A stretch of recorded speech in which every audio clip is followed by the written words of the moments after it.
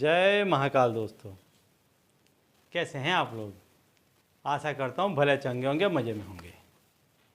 दोस्तों, शब्दों में बहुत ताकत होती है।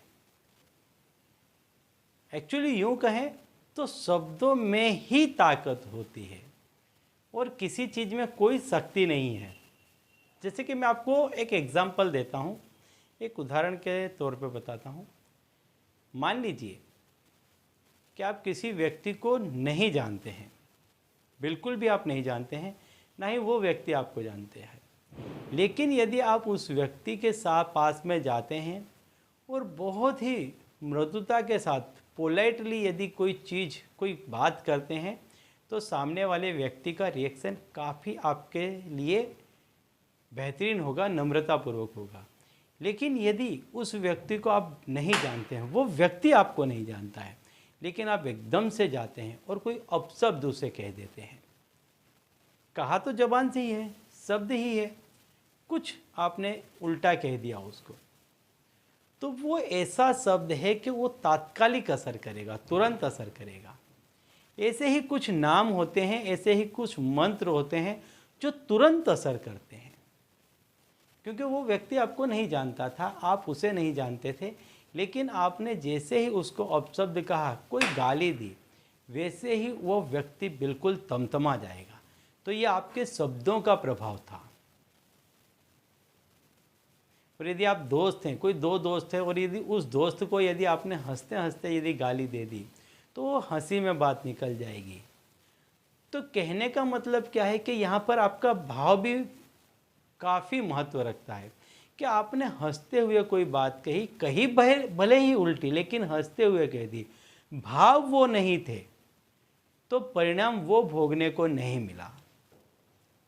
तो क्या बात हुई कि एक तो शब्द पावरफुल आपको सिलेक्ट करना पड़ेगा, साथ ही साथ आपका भाव।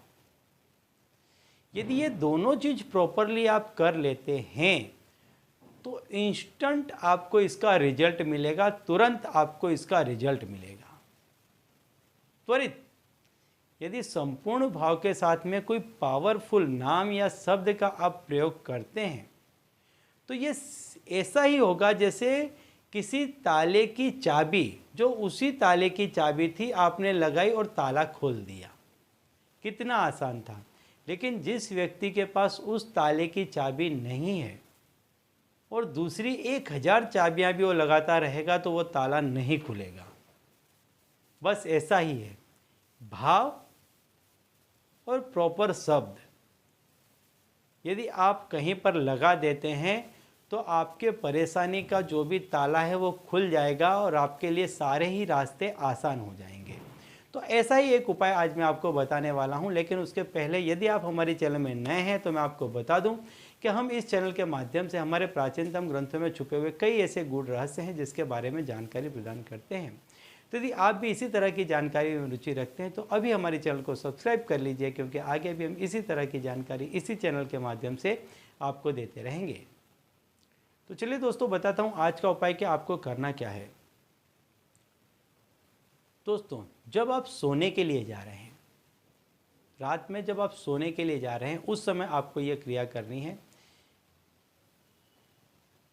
संपूर्ण रूप से जब आप निवृत्त हो चुके हैं अपने काम से, सारे ही काम आपके हो चुके हैं, जब आप बिस्तर में लेटे हैं, उस समय आपको इस क्रिया को करना है। आप मन ही मन सोचें कि आपको क्या चीज़ चाहिए, कितना पैसा चाहिए, क्यों चाहिए, क्या आपकी ज़रूरत है, इसके बिना आपको क्यों नहीं चलेगा।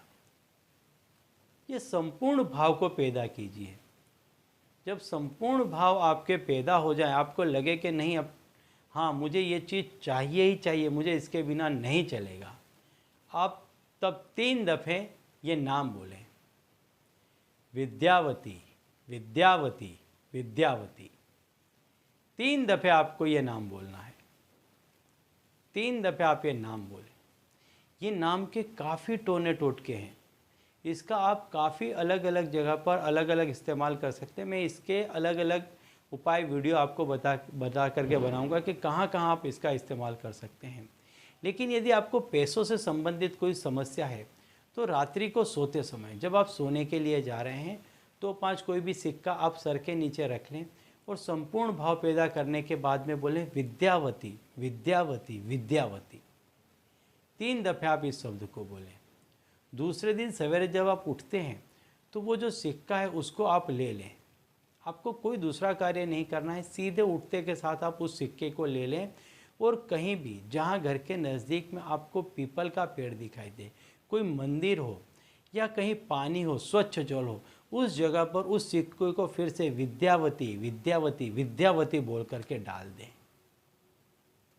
आप देखेंगे कि ये जो टोटका है इससे आपका जो कोई भी काम होगा, पैसों से संबंधित जो कोई भी काम होगा, जितनी भी आपको ज़रूरत होगी वो आपकी पूरी हो जाएगी। ठीक है, तो चलिए दोस्तों, अब इसी उपाय के साथ मुझे दीजिए विदा और आप लोग देखते रहिए दिव्य प्रकाश और अपने जीवन में लाभान्वित होते रहिए। धन्यवाद।